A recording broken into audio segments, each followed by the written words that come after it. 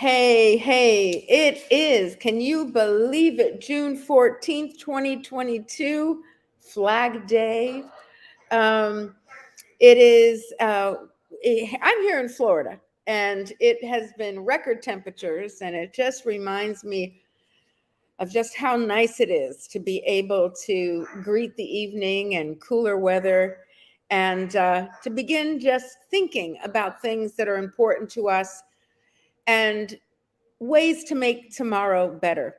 I was thinking today as I was getting dressed to go out to a meeting, how different things are and how they will never ever be the same.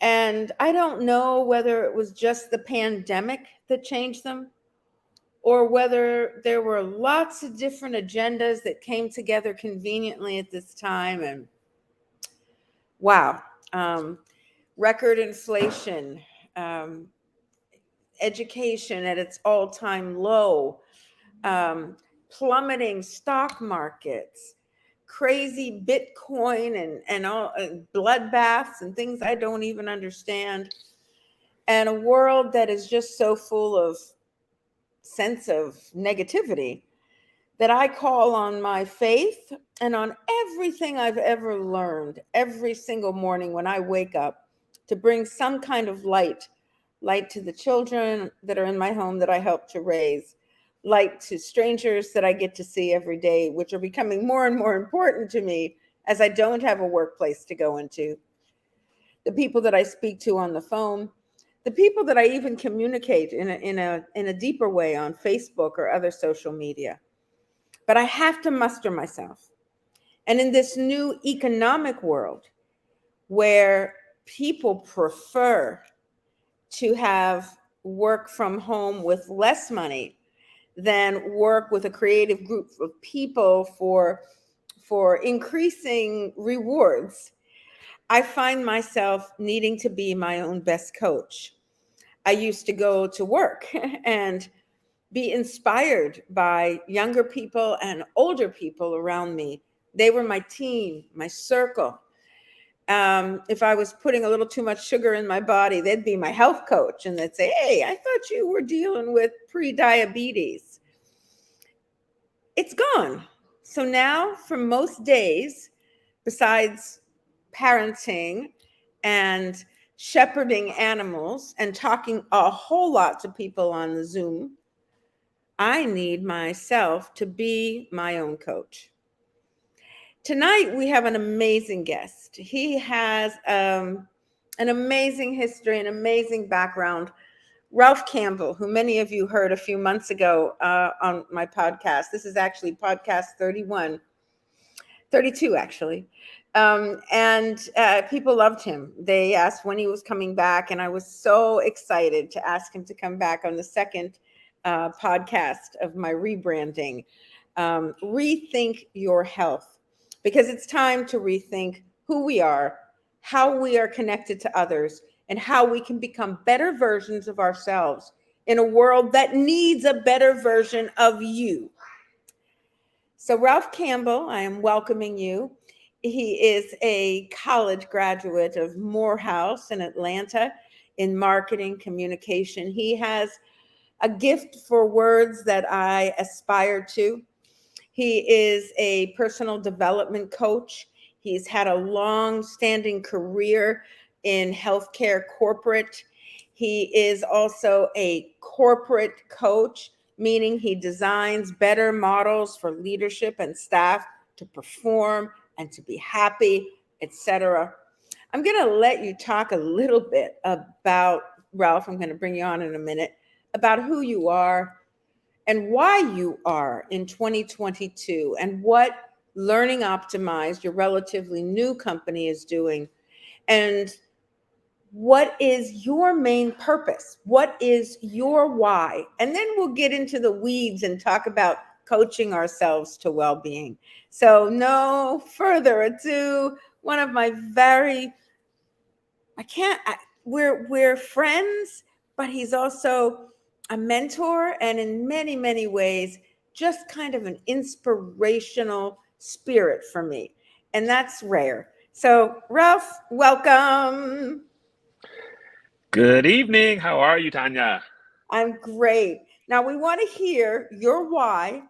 We want you to introduce your background a little bit, establish your credibility, and then we'll get into some questions and answers. And you brought some amazing AV to share. And I'm just going to go ahead, get myself off the screen, and let you take it away. Why, thank you. Thank you. It's so nice to be back. It seems like it was a month ago that you and I were together. And so my name is Ralph Campbell. I'm an executive coach.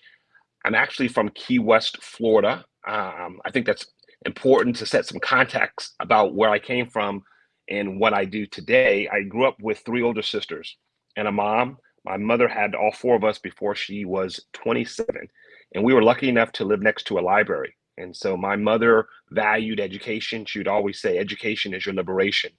And so we spent many, many evenings and weekends at the library reading and growing our mindsets. And fast forward, all of my sisters have their terminal degrees. They all have PhDs, JDs.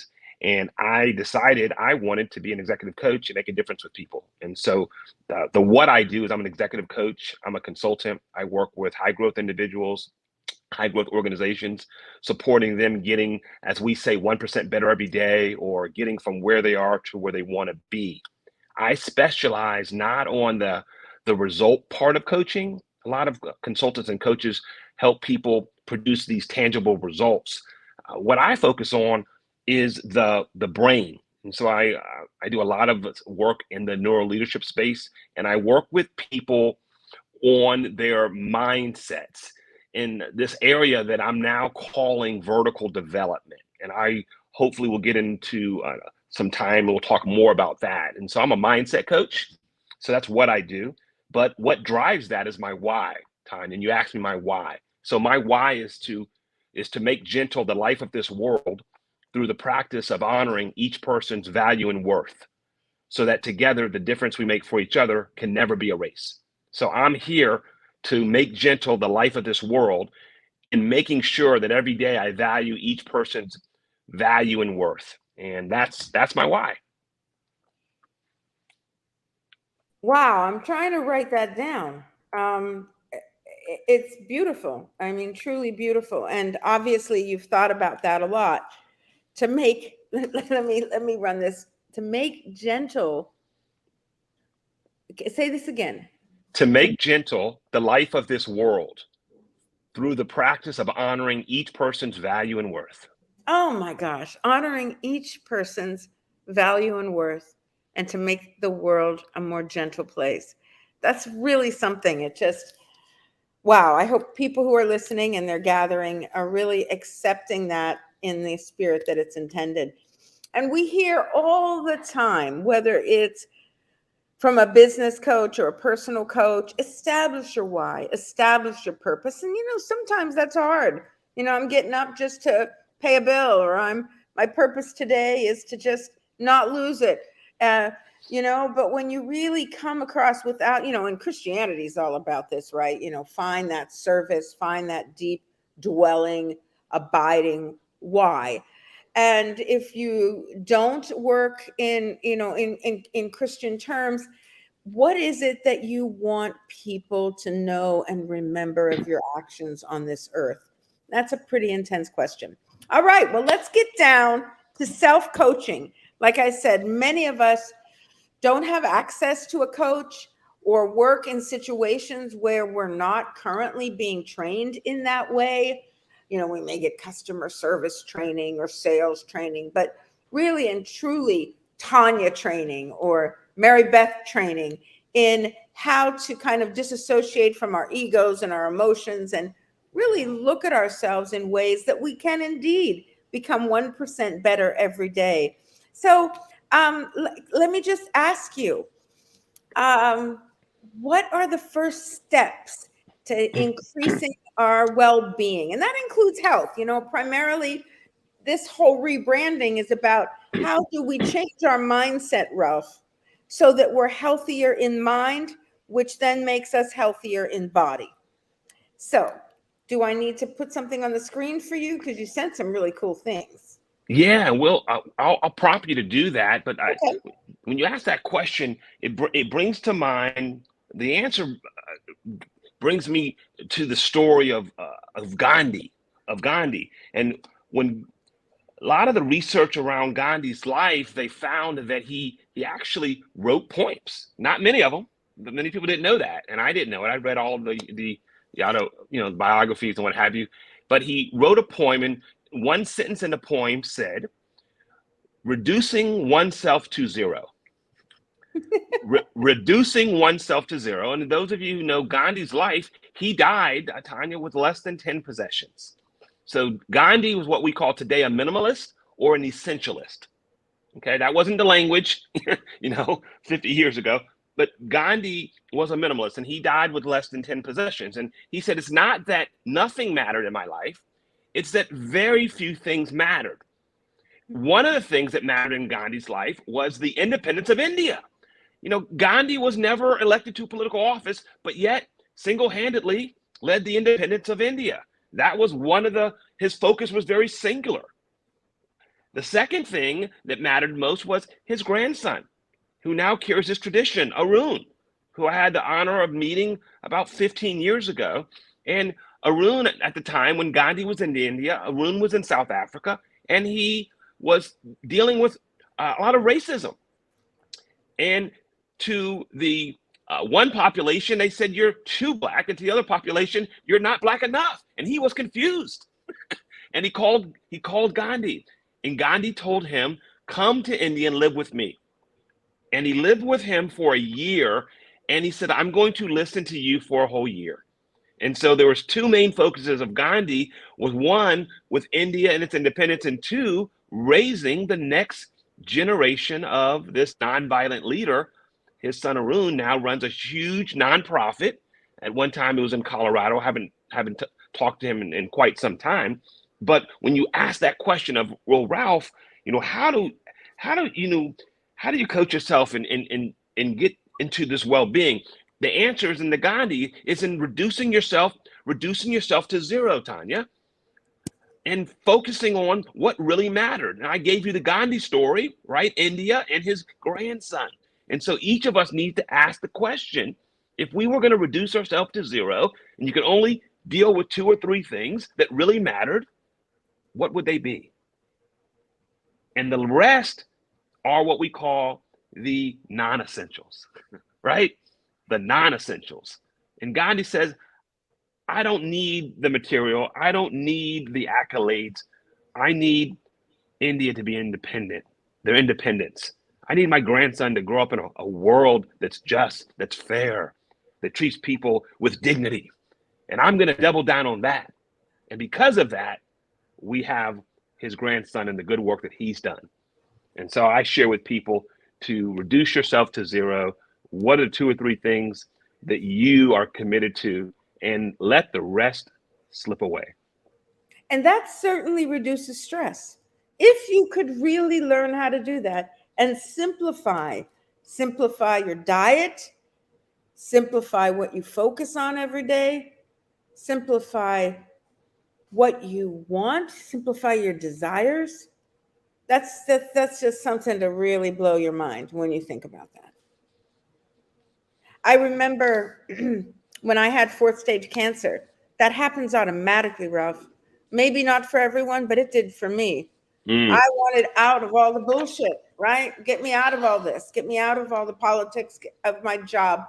Get me out of all the glitz and glamour get me. I don't want half of these clothes. I don't need any of the stuff that I have in my life. All I need is my life, my animals, my family, my writing, right? And then you come back to life, and you're done with the cancer, and then you start adding all that stuff back in, and it just kind of weighs on your heart and on your brain, and that stress causes such amazingly bad things to happen in your body. Everything from diabetes to chronic disease to autoimmune disease, inflammatory diseases, pain, migraines. Oh my gosh, that's my aha moment right now. That's pretty good. Thank you, Ralph. You're welcome. You're welcome. The second thing, once we can reduce ourselves to zero, and really start focusing on the things that really matter. You could put the slide up where we talk about the circle of engagement, about this idea of mindset intelligence.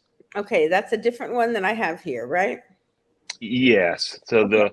the Give me just one That's okay. second and I will get to it.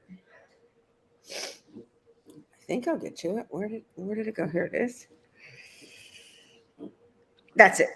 Great, great. And so once we reduce ourselves to zero, then we really want to start doing some self-awareness work. And first, all of us have triggers, right?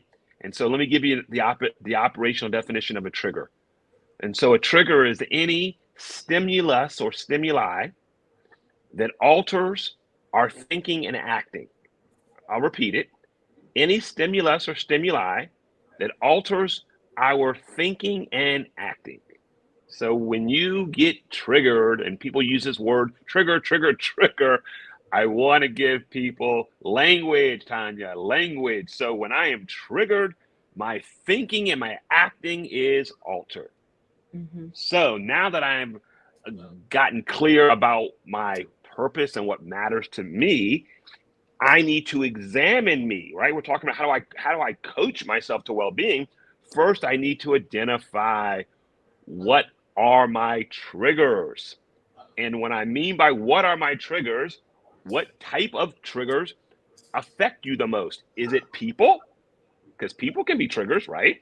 Is Mm-hmm. it places? Is it a thing? Is it a location? And so oftentimes we jump to, I got triggered by XYZ. Well, first of all, you have to figure out what's your default. For me, Tanya, it's people. So when I get triggered or hijacked, it's really place or location or time. It really is people.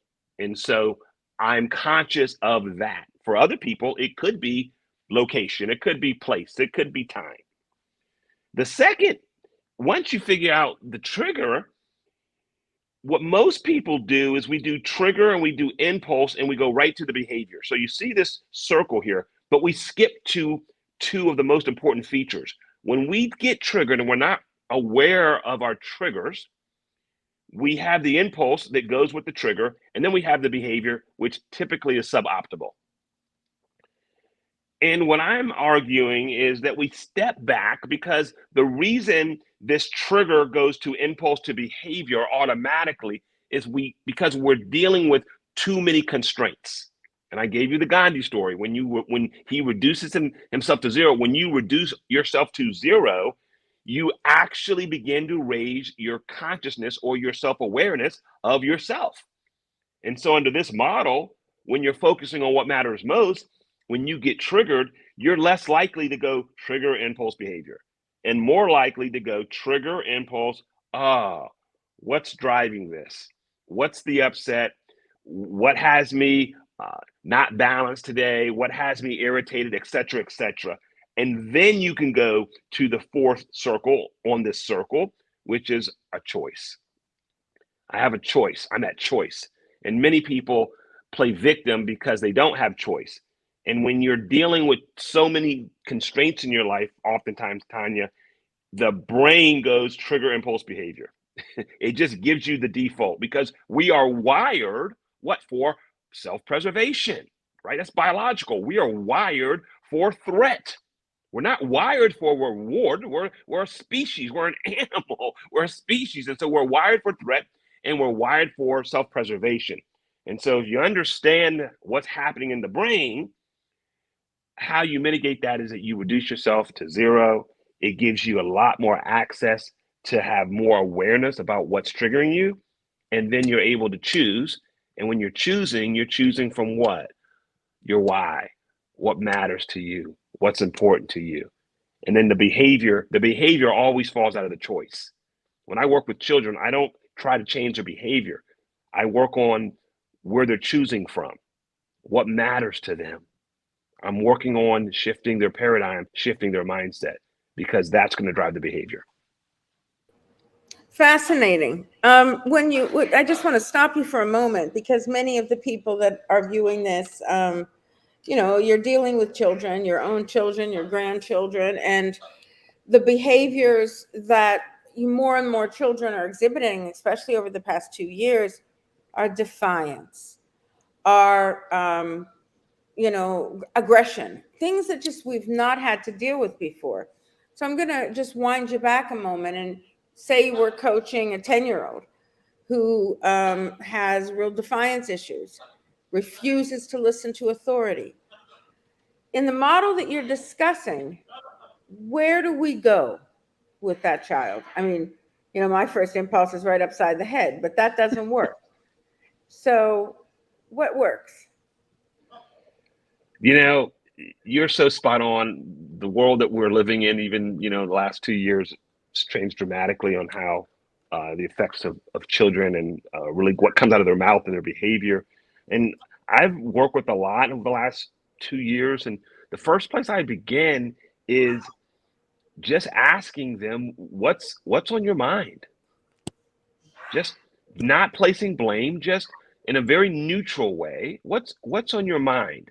And then I follow up, and this is an important question for your viewers, Tanya, because once we ask that question, you need to follow up with, and what else? Because usually the first response isn't what's true for them or even adults. This exercise works with adults, but we're talking about children now and what's been happening as a result of, I believe, COVID. It's what's on your mind in a very neutral way. So you're not plugging in. You're not so committed to their behavior or their irrationality or this suboptimal emotion or whatever is going on. What's on your mind? And then the next question is, and what else? And then just pause. It's called the AWE. We call it the awe question. And what else? And what happens oftentimes is adults, we're not able to get ourselves to neutral. And what happens with a little neuroscience here with mirror neurons, the brain's designed to mirror what it sees.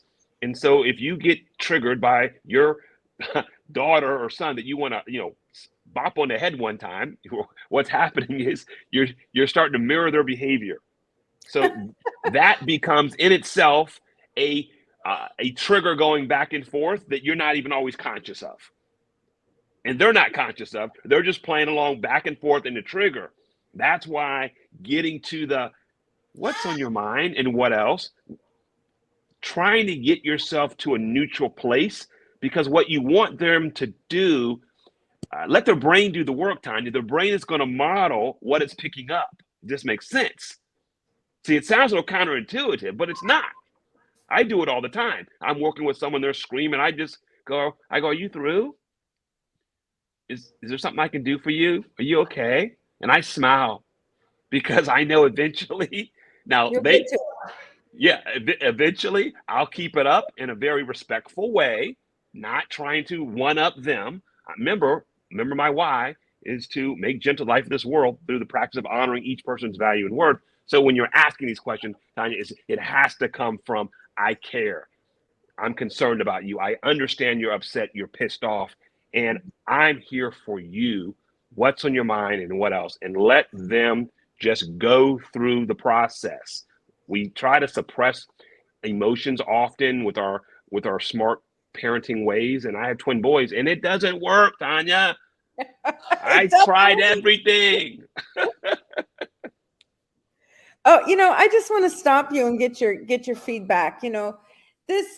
We're really also trying to blur the line between mental health and physical health. My whole being is around when you have optimal nutrition, you can do optimal thinking. When you simplify your diet, when you clean your diet, you clean your mind and simplify your life. And I'm thinking about what you're discussing, which is when you start experiencing pain in your body, even physiologically based pain in your shoulders, a pain in your back, a pain in your neck, a pain in your gut. The question you ask yourself is, what do you think is going on? You're self-doctoring. What do you think is going on? Well, I ate badly. And what else? Well, I'm not eating well at all. And what else? Well, because I just feel like it doesn't benefit. And that question can really get at the root of some of our chronic health conditions. And I think, besides, of course, eating well and all those good things, being able to ask yourself honest questions about your physical health and why it may either be deteriorating or why your brain is sending pain to different parts of your body. You talked about neurology before, and on my Must Natural team, this whole antioxidant approach to kind of keeping your body whole and healthy despite what you do to it. You can have this kind of like a security blanket. Dr. Elba is someone who shared a lot of research about antioxidants and brain cells and how we function. But it's so true. What we think we are, that's ancient. I think, therefore I am. I think that's what I am. This whole way of talking and coaching yourself can really help, I think, in the healing of physical ailments. It all works together. Absolutely. It all works together. Mm-hmm. Yeah, interesting. One of the interesting things that I share with people, that it's simple to say it and it's not easy to practice. But when we are clear, and I keep going back to this because this is so true for me, when we are clear on our why, our what has more impact. Mm-hmm.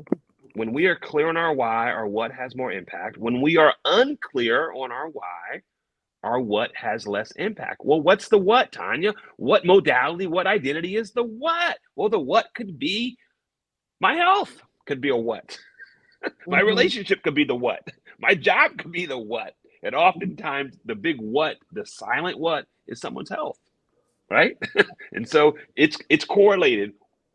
If you're being the best version of yourself, what would the best version of yourself do regarding health? You may not be perfect, but I tell you, you'll be further along than many people that just give up, that fixed mindset, get complacent, right? You'll stay in the game.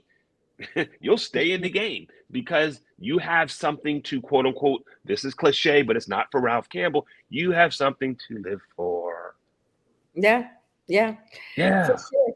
Ralph, you brought something, and I know you were going to cue it up, but I'm going to cue it Go up. ahead. I think that PowerPoint that you brought is really about the steps to coaching yourself. Yes. And I want you to have enough time to really talk about what you mean in these steps. And I can, just by looking at that PowerPoint, I can just imagine what a workshop with you is like. Can you, before we get into that PowerPoint, give us your business phone so that if people are interested in having you do trainings at their organization or doing some coaching or learning more about the things that Learning Optimize does, they can reach you there? Thank you, Tanya. 954-461 9637. 9637. And while I get this loaded up on the screen, I'm going to go ahead and get back to this. Okay. So yeah, this will probably be the best way to get through. I'll just scroll down for you. Okay. Go ahead, dear. So yeah, I love this model of the 7 types of rest. You have first did a physical rest. I think people can understand that. That's the one that we're most conscious about, right? Getting that physical rest. It could be yoga, it could be sleeping, napping, massages. There's a big trend now on breath work, largely because it's been studied extensively over the last 5 to 10 years, exponentially, right? And so I took a breath work, my first traditional one, about 4 or 5 months ago, and I'm part of a community now, so I love breath work. And the science is overwhelming. I can tell people books to get, what have you, but we have the physical rest. I think that's the easiest one. That's the one that you hear on TV and everyone's talking about. So let's move to some of the ones that a little more subtle. And so spiritual rest. Wow, that's interesting. So some people attend church regularly. Well, having that spiritual rest would be, uh, instead of going regularly, being rigorous in going all the time. A lot of people go when life is bad and things happen. We tend to I'm be spiritual. No, if you want the spiritual rest, it's to attend whatever it is, whatever your truth is, right? If it's meditation, if it's exploring nature, if it's just uh, crying and having someone hold space and grace for you, that is what we call spiritual race, spiritual rest. It could be journaling, it could be writing, right? So that's in the realm of spiritual rest. And when we talk about tap into your spiritual beliefs and higher power, that's what we're talking about, right? We're talking about whatever that is for you, meditation, prayer, whatever your truth is of this Maslow, before he died, started talking about self-transcendence, Tanya. He stopped talking about self-actualization. He believed there was a cut above that. Mhm. and which we now talk about spirituality, and that's what he was talking about, being up to something bigger than you, because the self-actualization model, very powerful. We all learned that, and it's about you and being a better version of you. And Maslow said, well, he called that birth till death thinking, and that's powerful. Oh, But he said, what about when you're no longer in the picture? Could your impact change the trajectory of a planet, of your community? And he believed that self transcendence was this next cut. Instead of the birth till death thinking, what am I going to do in my lifetime? Me, me, me, me, me. And hey, powerful things happen in that paradigm. But he began to write about this idea of being up to something bigger than oneself, right? wow. And he was And I talking about this. Yes, I go ahead. love the way you've made these all types of rest, because my God, that's what we know our body needs to do. It Hmm. needs to adapt to the rigors of life by resting. I believe that I brought I mean, there's no hormone-based cancers in my family, but no one's ever run around the world like I have. And it changes your very genetic risks, the way you interact with the world. And not resting and not taking care of yourself is the leading cause of stress, which is the leading cause of disease, which is the leading cause of early death. So I love the way you put these all to rest. Yeah, when I was first introduced to the model, I'm like, wow, I've never heard of the seven types. Like I got rest, but mostly was go to sleep, right? Right, right, Right, right, right. take some time off, stop working 80 hours a day. Okay, well, that's just one small piece of it. And so mental rest, again, people Mhm. daydream. People would say that was not what you should be doing. Focus, be rigorous. Well, if you're giving yourself the mental rest, you're giving yourself space and grace to actually daydream and do nothing and have no one to be accountable to, because you're doing what we're calling this whole mental rest. Saying no, that's been a tough one for me that I've gotten really, really good at, because I'm clear on this idea of reducing myself to zero, Tanya. I'm on a journey to make the world full of dignity. So Mm. my focus is singular these days, Tanya. Mindsets and dignity.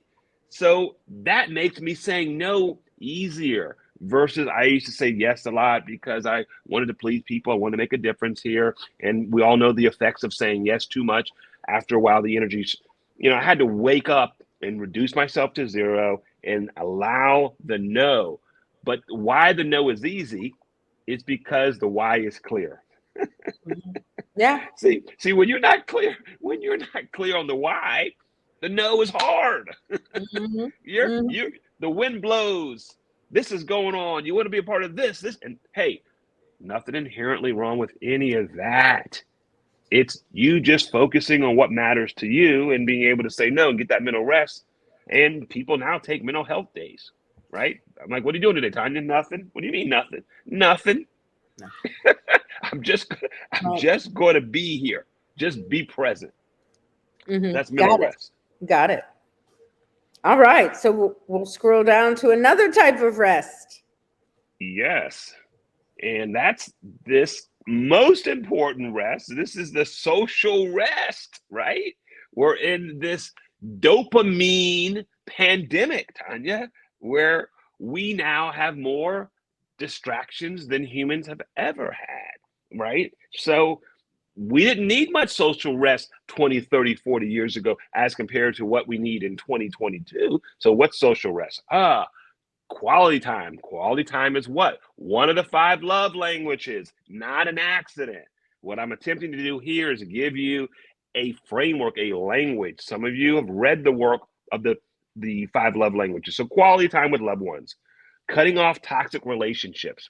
When I was here last month or 2 months ago, I talked about having diverse circles of friends. Remember, I spoke about visionaries and having healers and teachers. And so Right, right. I remember making, that. yeah, that model, right? And making sure that you have a diverse group of people that can meet your needs. And when we talk about social rest, that means cutting off the ones that can't meet your needs. Be selfish about you, Hmm. right? And that is a challenge for humans. Why? Because we're hardwired to belong to something and we fear rejection. Again, I'm taking the personality out of it. That's biological. So just get to understanding that through evolution, that was required or bad things would happen to groups. Now, Tanya, it's 2022. It's still in the wiring, but you are not the wiring. It's in the wiring, but you are not the wiring. You're the witness of the wiring. And if I'm the witness of the wiring, guess what, Tanya? I can rewire myself. I can rewire myself over time if I'm conscious about this need to belong. And that's why a lot of folks tend to want to have a lot of different friends. It's all happening unconscious, right? And there's nothing wrong with that. More But we likes know, on social media, and correct. it's connecting to the wrong aspect of social, Correct. And Mhm. people didn't intend that. It turned into that, right? That wasn't the intention. It Mhm. slowly turned, it's slowly morphed. Now it's not even slow anymore. It's rapid pace, and bad things are happening like this with Yeah. bullying and mental health and what's going on with how kids are communicating. And again, the likes and not likes. And of course, human beings, we fear rejection over almost anything. And so all of this is tied to uh, getting social rest. And then we have one that I love, sensory rest, right? Unplugging from the smartphones. That's one, but also, you know, the candles. I remember in the 90s that was a big thing for many people. Then it kind of went away. Tanya, remember that? Yeah, and you could just sit around like and do nothing Remember? but watch candles. I mean, I didn't get like high and all that stuff. That was my high, creating these kind of fun incense candles. Yeah, Yeah. yeah. And so, that's the problem with fads.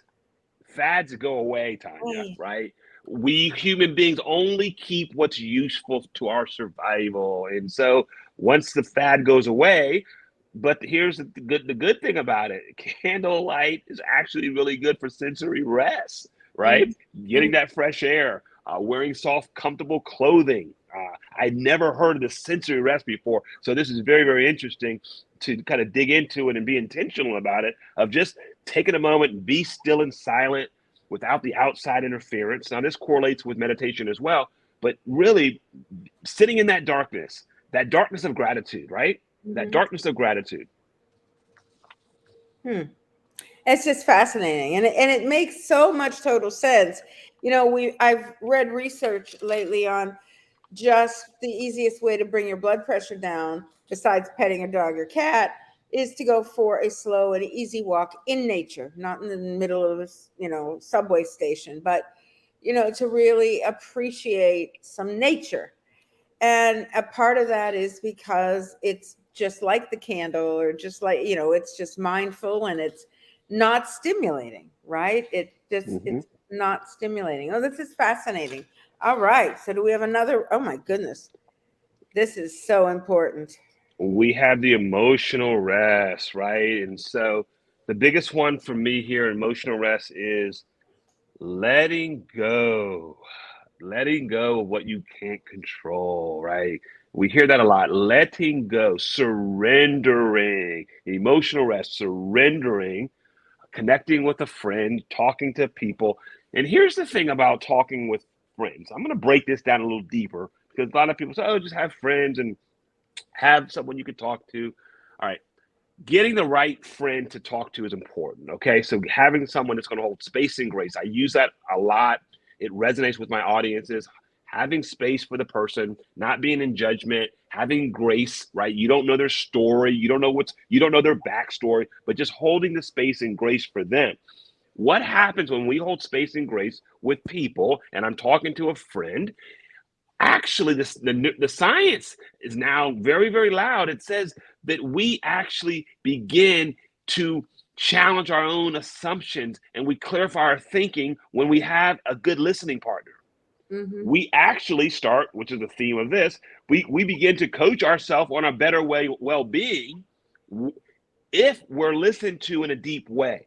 If we're not listened to, then oftentimes we feel rejected and we where our listening of ourselves is cloudy. So when Ralph is being listened to by my friend Jay, a good friend of mine, I noticed many times I'm actually coaching myself. I'm hearing myself. And when I'm with someone that's not a good listener, I couldn't tell you what I just said.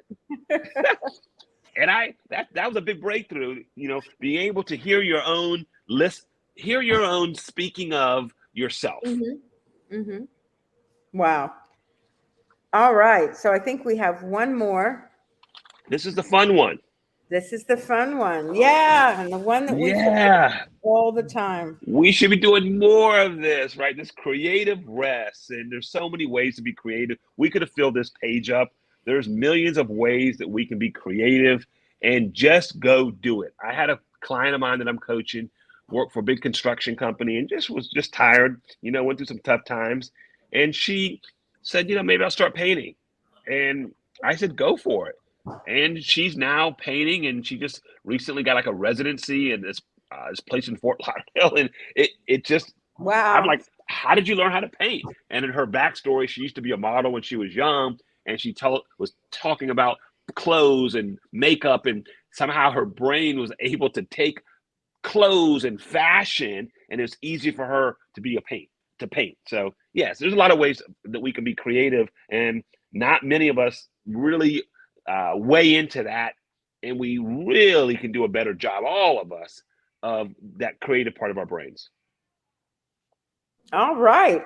Well, I love that one because we do know that we don't, after we grow up, after we enter this world of adulthood, we feel like we just don't have time to learn how to play the piano, or we're too old to learn a new language or to stimulate our brain. And we know through the research that that is the way to keep our brains young and to keep our bodies young and to keep longevity, to have more life, and more quality life in the years that we have. um, I can't, Ralph, I'm just sitting here like taking notes and trying to sit down and say and actually kind of sum this up for our listeners and viewers. And the one thing I think we need to say is, number one, think about that Gandhi quote, reduce yourself to zero, and that add only the things back in that kind of make your heart sing and make it drive you, right?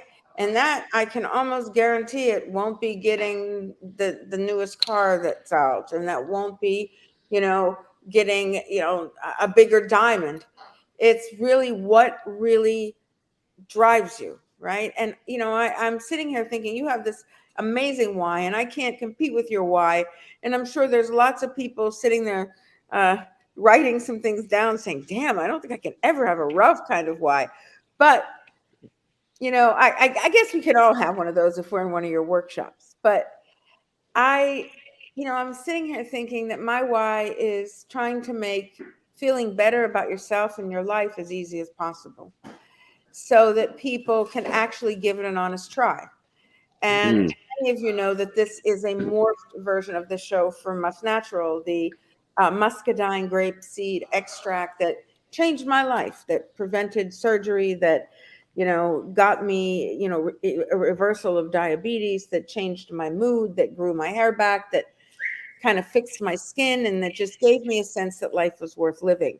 All in grapeseed, right? All in a dried fruit, right? So I love stuff like that. Something so simple, 6 of those a day, every day, so that when I don't do the right things for my health and I don't eat the right way, at least I have that as a fallback. Another thing is just helping people understand that if they just every day sit mindfully and watching a candle and say, really, why do I want to stay on this earth? What do I want to do? It just gets such huge answers to your heart. One of my favorite ways that I used to do hospice with ovarian cancer patients, when I was at McGee Women's Hospital, and I would go and volunteer, all hours, to mostly young women who were dying very painful and sometimes slow deaths. And the one thing I learned from one of the women, that I'll kind of close my part out and then I'll ask you a question, is she said to me, every time she gets overwhelmed by the fact that she was going to leave her daughters behind, every time she got overwhelmed by the fact that she was dying at 40, all she had to do was put her hand over her heart. And she said she could feel that what she had done, she needed to do, and it was okay to let go. And she didn't cry. And I don't even cry when I remember that, because it was so sincere. And I think that's how simple health can be, is just by putting your hand over your heart and saying, why am I in all this pain? Why do I have this disease? Why am I so anxious? Why am I depressed?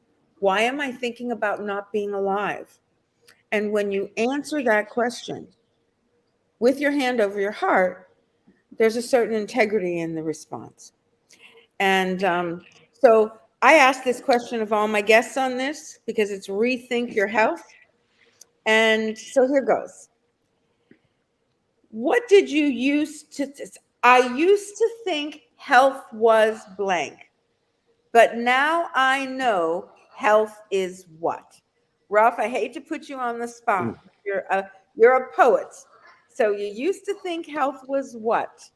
But now you know health is blank.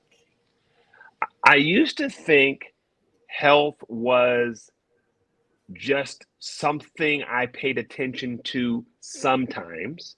And now I know that health is something I pay attention to all the time. Oh my goodness. That's a good one to lead out. So I used to think health was something I paid attention to sometimes, but now I know to pay attention at all times. Wow, that's lovely. I can't thank you enough, Ralph. This will be a recording. It goes to Apple. It's on as a video, excuse me, on YouTube. I will send you all those links so that you have it. I will send and make sure that's on all the social media. Thank you for stretching my heart as well as my mind to think about self-coaching as an act of rest. Coaching Mm. is an act of rest. Last time with Tammy, I talked about depression being walkable. This is my quote right now. Coaching is an act of rest. And I am excited to try that with myself and with others, and my 10 and 11 and 7 almost, as well. So thank you very much, Ralph. I will hope to see you in person soon. Thank you, everyone that was off and on and listened and sent me messages and texts. I appreciate you. I wish you health, joy, and much rest. Thank you. Thank you, Bye. Tanya.